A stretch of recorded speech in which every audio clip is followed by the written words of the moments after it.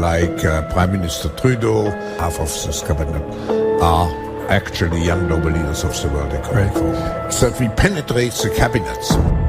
The change is not just happening. The change can be shaped by us. We have to prepare for a more angry world. How to prepare? To take the necessary action to create a fairer world. I see the need for a great reset. So people assume we are just going back to the good old world which we had and everything will be normal again. This is, let's say, fiction. It will not happen. There is only one way this pandemic is going to go. It's going to get worse and worse and worse. Pay insufficient attention to the frightening scenario of a comprehensive cyber attack, which would bring to a complete halt to the power supply, transportation, hospital services, our society as a whole. The COVID-19 crisis would be seen in this respect as a small disturbance in comparison to a major cyber attack.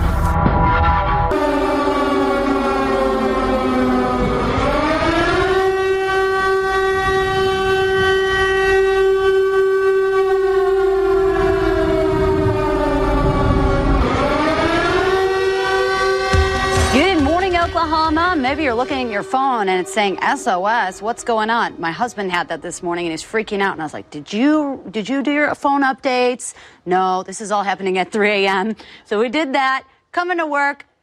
He's not the only one, guys. If you're experiencing that, it may be a result of space weather. Okay, I'm going to do my best to explain what's going on. Let's go ahead and take a look. So there was a strong solar flare event that happened just after midnight, and they actually captured an image of it right here, okay? I had to look up this scale. I wish I knew everything about space weather. That's a whole different specialty.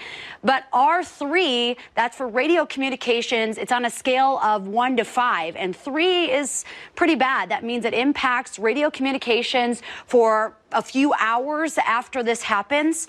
And so right now that could be impacting some of our technology. And sadly, we're entering a solar maximum where we're going to see more and more solar storms, solar flares.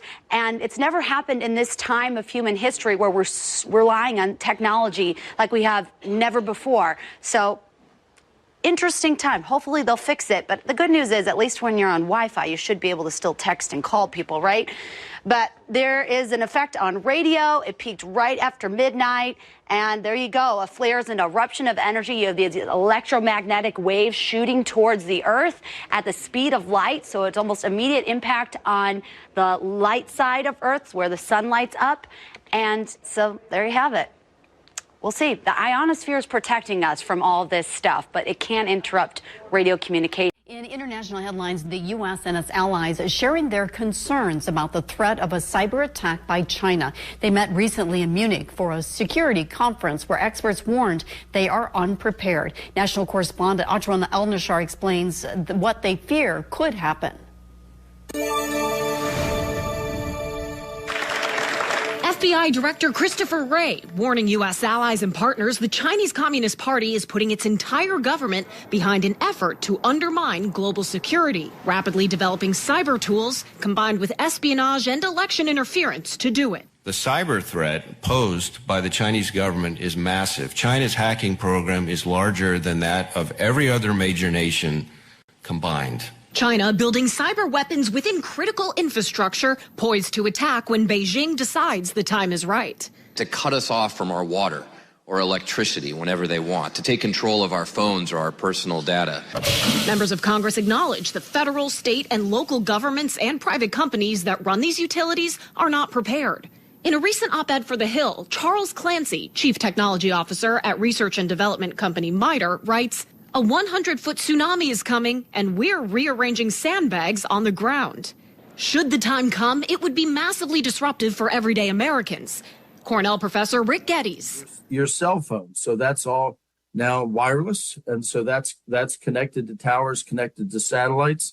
If there were some sort of a cyber attack on that type of infrastructure, there's no backup. Control systems for water and sewage plants connected to the internet are also vulnerable. They're stretched, and they just don't have the internal bandwidth to address these cybersecurity threats on their own. So they really need help. Geddes and other experts say localized training and support are the best defense, so operators can detect and respond to a cyber attack in real time. And time is of the essence. FBI Director Wray says China is using artificial intelligence to rapidly improve its hacking operation. Chinese authorities consistently deny these accusations.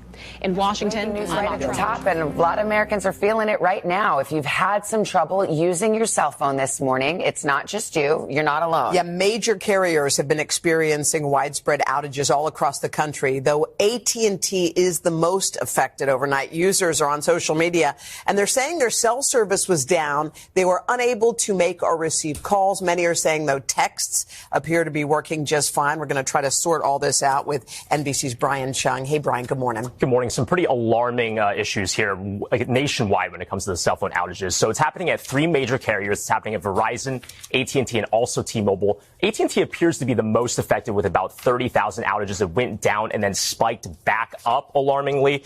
We've also seen issues around 1,000 in number at Verizon and T-Mobile. And what seems like a good sign, AT&T outages, they did dip. But again, we're going to see whether or not after they've spiked again, can they really resolve those issues? Now, some of the most affected areas so far, they include San Francisco, Los Angeles, Houston, Atlanta. So it's happening in many pockets across the country. And there have been alarming reports from the San Francisco Fire Department that they can't get 911 calls. So this is really impacting some emergency services. We don't know what the reason is for the outage. The San Francisco Fire Department is saying in some cases you should try to use a landline, and we've reached out to all of the companies for comment. We have not heard back since. I mean, what's interesting is that it's more than one carrier. So, I mean, there's a range of possibilities, I suppose, and we just don't know yet what happened here. Right. Like, is it something that could be hacking related? Is it something that could be weather related, satellite related? We don't know at the moment. We're trying to get more information, but we have not heard back yet. But it's affecting big cities right now. That's where you're getting the most reports from. Yeah, major and cities. Even anecdotally, I mean, even this morning we've heard of some of our own colleagues having issues reaching some of us by cell phone. But again, this is happening. It's still happening. We're trying to see how. Interesting also that it's nationwide. There's not one region affected. Right. Yeah. And nothing from the carriers. You said they haven't made any comment as to what's going on. They have not, no. But again, we've been hearing of issues in South Carolina, in New York City as well. So again, it seemed like AT&T was able to make the number go down, but then it spiked back up again. So again, it's just, we're not out of the woods yet. All right. Stay on it, Brian. Thank you. Hey, thanks for watching. Don't miss the Today Show every weekday at 11 a.m. Eastern, 8 Pacific on our streaming channel, Today All Day. To watch, head to today.com/allday or click